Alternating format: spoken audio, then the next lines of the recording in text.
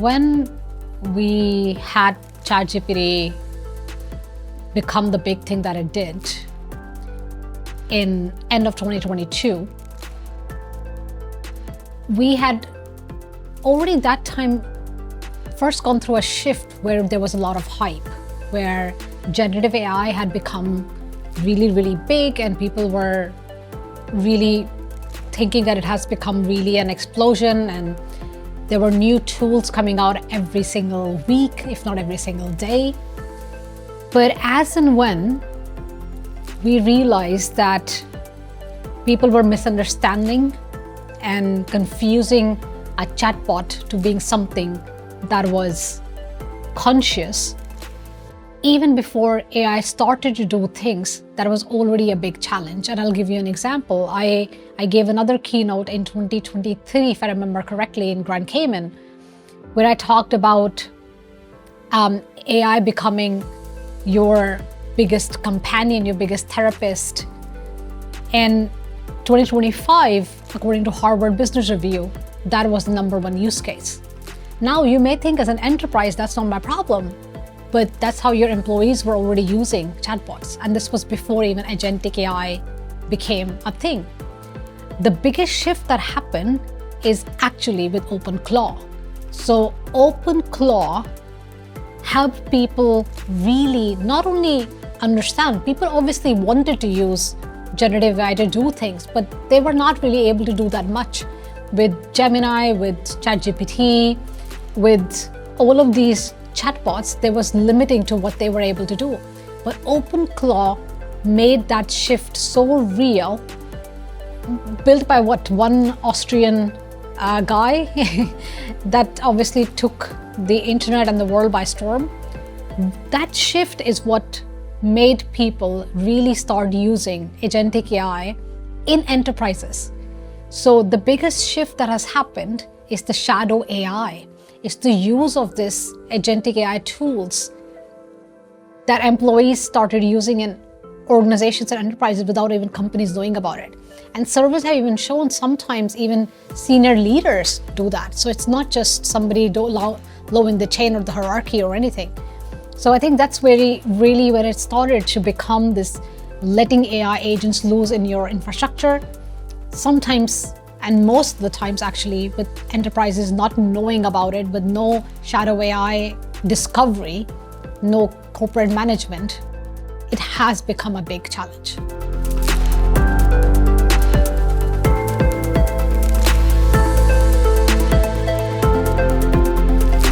I think all three challenges are very crucial for enterprises to understand. I think accountability is the #1, which should ideally have the least barrier, but it seems it doesn't. Because none of this starts without organizations understanding accountability around what AI does, both good and bad.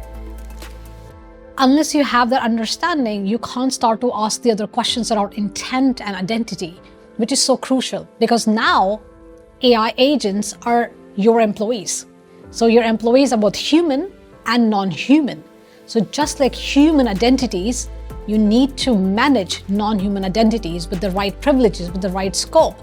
If senior developers with a lot of permissions creates an AI agent, and that AI agent is allowed to be used by all the other users, then the identity and the privileges need to be managed correctly so that it only runs and answers to users according to the user's privileges and not owner's privileges.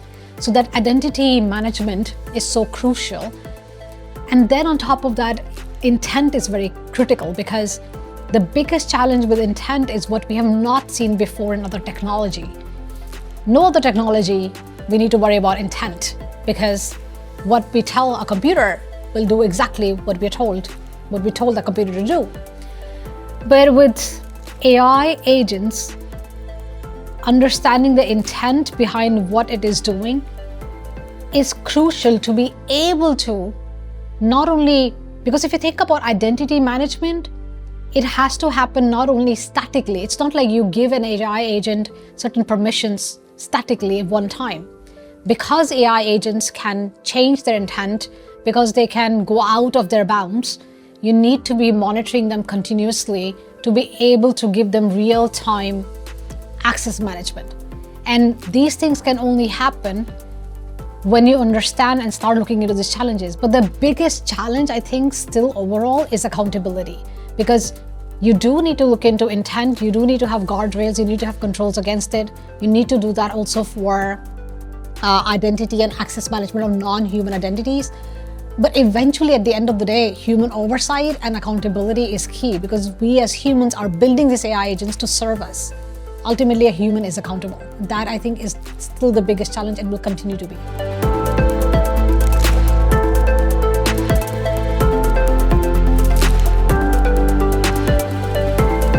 I think the most important thing when talking to boards and executives is to help them see it from their perspective of what is the business risk. Ultimately, a business, an executive, and a board thinks in terms of reputation, thinks in terms of financial loss, thinks in terms of regulatory violations. So connecting how agentic AI and deployment of agentic AI, when things go wrong, what business consequence it can lead to, that is the framing that's so crucial and important to help them understand that governance is not about technical controls, but it's about all the things around understanding the risks, understanding the enterprise risks, understanding regulatory violations, the losses, the damages that a company can have through reputational damage. So all these things are not just technical problems. In addition to that, anytime we have risk management, we understand that the risk is not just technology either. The risk is people, the risk is process, and the risk is, of course, technology as well. But technology is 1/3 part of the whole people and the process risk as well. For example, if you're not giving literacy to your employees of what they can use, what they can't use, you're not putting in the right guardrails, then obviously people can do things. They can unintentionally give an AI agent a lot of access that they're not supposed to give. But this is around really literacy, and it's also setting the tone at the top. So the most important thing that I do when I talk to boards or executives is help them understand the risks around agentic AI that connect to people, that can be unintentional, malicious, unintentional human behavior, not necessarily malicious, but then also there can be insider threat. And now we need to think of also AI agents as insider threats. So now our scope of insider threat has increased. An AI agent can go wrong, can go rogue. But this is not a technology problem. This is much more deeper than that. And a lot of the issues that happen are not because we just missed the technological control in there. It's because of everything else in terms of what has to come in terms of processes. Another example that I give really, that is so crucial. So one of the biggest shifts that has happened with AI is how AI is being used for decision making. Now, AI is not cognitive. It doesn't have cognitive abilities or reasoning, understanding of ethics or repercussions or all of these things. Yet, AI is making decisions on our behalf. We're delegating that authority to AI. This is not a technical or technology problem. This is very much a people and a governance problem. And I said, you have to treat AI as an employee, which means you have to understand what entire people, process, and technology controls and governance needs to be around it. It doesn't start with a technical control. It starts really with the tone at the top.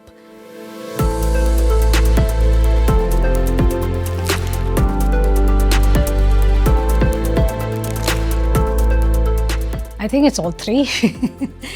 Companies are, the problem is not moving too fast. The problem is moving at that speed without the resilience or any kind of risk assessment, any kind of risk management in place. I think the biggest problem that I see is companies just thinking about ROI or cost when it comes to AI readiness and AI maturity, unless and until you have really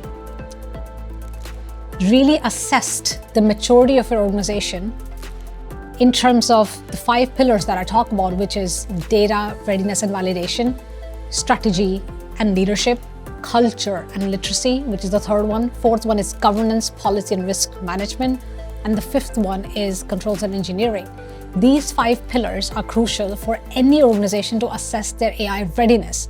So I think the biggest mistake that companies make is to not spend any time in assessing what is their readiness level, what is the maturity that they have on those pillars, because that's exactly what will help them determine how they can go at that speed, because they want to go at that speed. What is the target state they want to have? But you can't go in that direction without knowing where you are today. Then that gap can only be filled by actually making assessment today. So going fast is not the problem. You do that. You do that when you drive, and you do that when you're driving on a German highway. It's having that understanding of what is your maturity and your readiness today, and what resilience needs to be built in first versus what can be done along the way. Having that understanding is so important. And building governance first, not that you have to have 100% maturity. We always talk about it.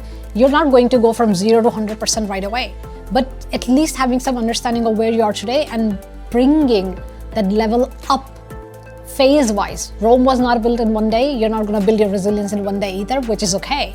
But not having the understanding, I think, is the biggest challenge that companies have, because then you're just driving blind. It's like driving on a German highway at unlimited speed with blindfold on. And then you wonder what can go wrong.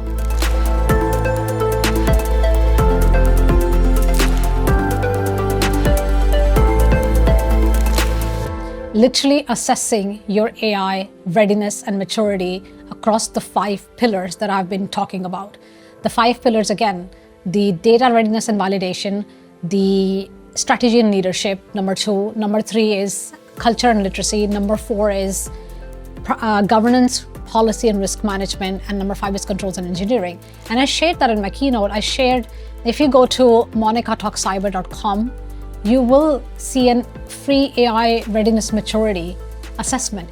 It's 35 questions across those 5 dimensions and 5 pillars, and it will help you understand roughly where your maturity lies today.